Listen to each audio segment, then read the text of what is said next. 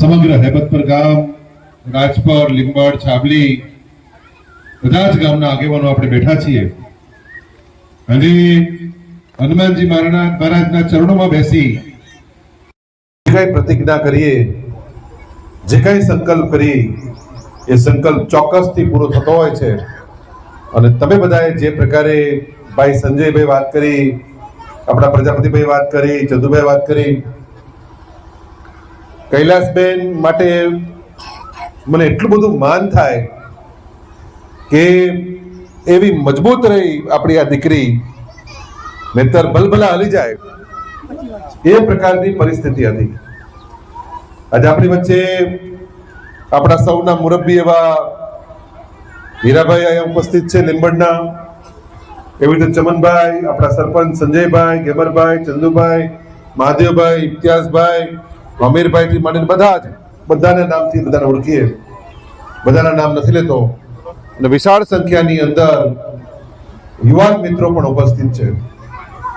ત્યારે મારે તમને બહુ ટૂંકી વાત એ કરવી છે કે ભાજપને તમારા મતની 1% પણ કિંમત નથી. એ તો ઈચ્છતું હતું કે અહીંયા ચૂંટણી જ ના થાય. ભ્રષ્ટાચારથી અમને અબજો ખરબો રૂપિયા બનાવ્યા છે. એ પૈસાથી ગરીબ લોકોનું જમીન, ગરીબ લોકોનું સ્વાભિમાન, એનો આત્મા, એ બધું એ લોકો ખરીદી લેશે. પણ એમ ગરીબ માણસ વેચાતો નથી.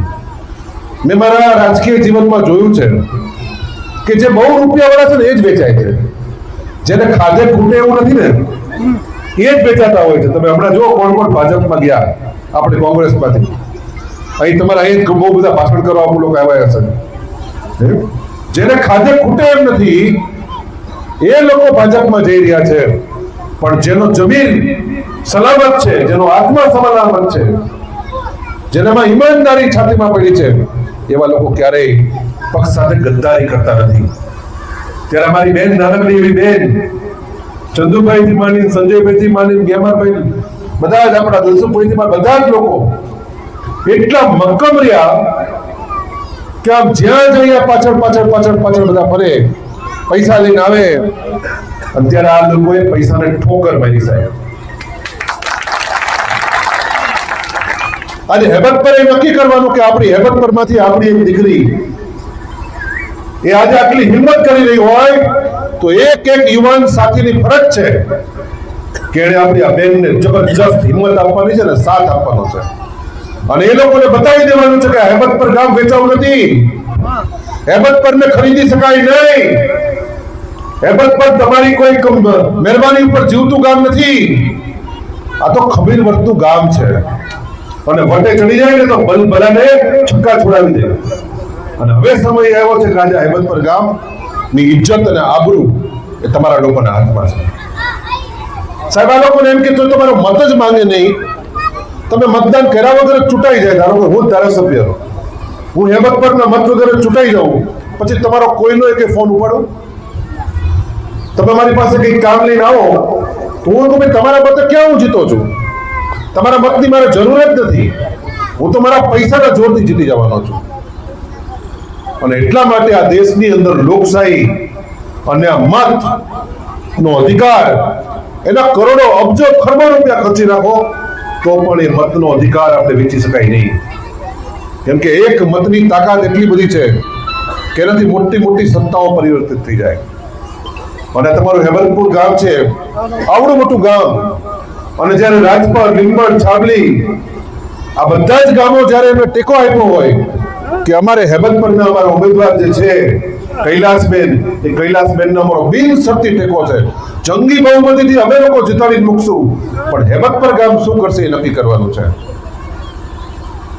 તમારે અહીંથી રાજપરમાંથી લીડ નીકળે, લીંબડમાંથી લીડ નીકળે, છાબલીમાંથી લીડ નીકળે, બડાણામાંથી લીડ નીકળે, તો એ બધાની લીડ કરતા 4 ગણી લીડ હેબતપુરમાંથી નીકળવી પડે.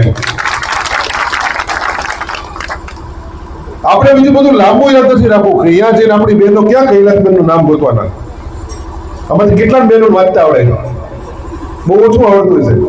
આપણે અંદર જાઓ ને બહેનો એટલે બીજું કઈ નહીં વિચારો, અહીંયા 2 મશીન પડ્યા હશે. 2 મશીનમાંથી જ્યાં પંજો દેખાય ને, મને વાર લાગે પંજો ગોતવાનો, પંજો દેખાય નહીં હવે વાદળી કલરનું બટન દબાઈ દેવાનું, વાત પૂરી. બીજી કોઈ લપમાં પડવાનું નહીં. ઘણા બધા જુદી જુદી વાતો કરવા આવશે.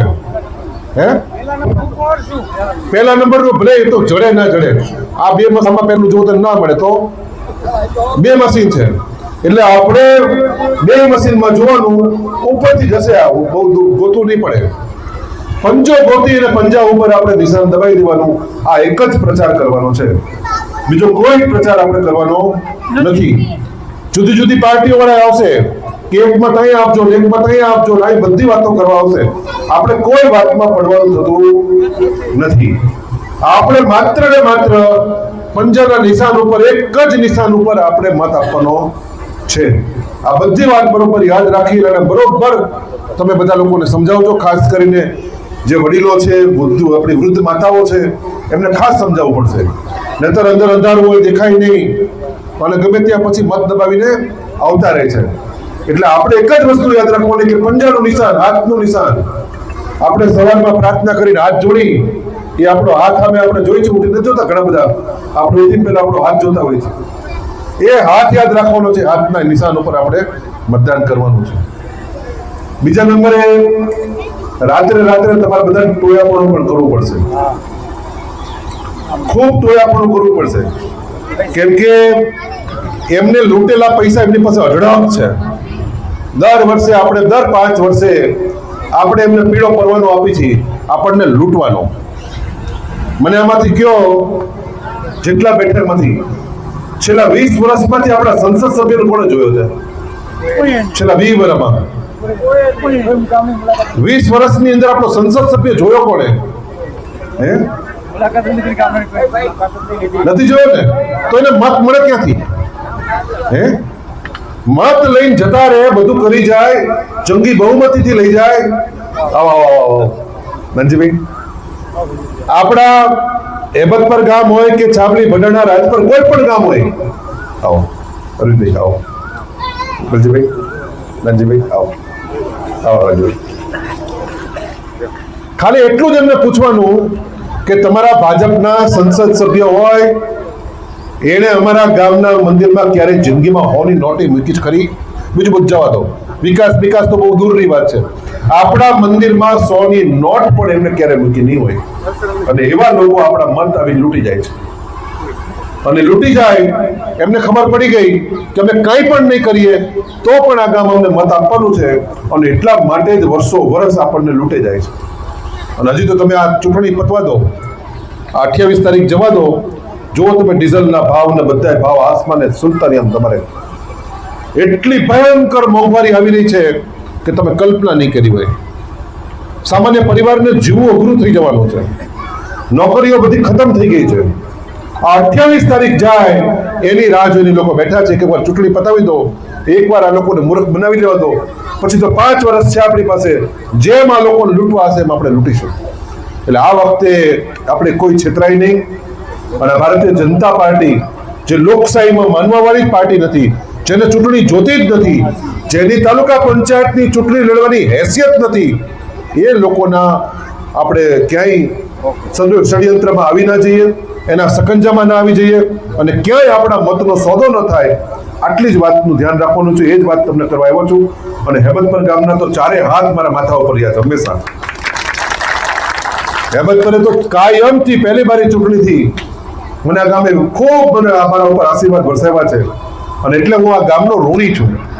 અને એટલે જ્યારે મને મોકો મળે કે હેબતપરનું કેણ આવે, આમ રાજપરનું કેણ આવે, આમ લીંબડનું કેણ આવે, તો બધું જ કામ પડતો મૂકીને સીધો દોડતો પહેલા હું અહીં આવી જાઉં. એટલો બધો તમારા બધાનો પ્રેમ મને મળ્યો છે, એટલો તમારા બધાનો મને સાથ સહકાર મળ્યો છે.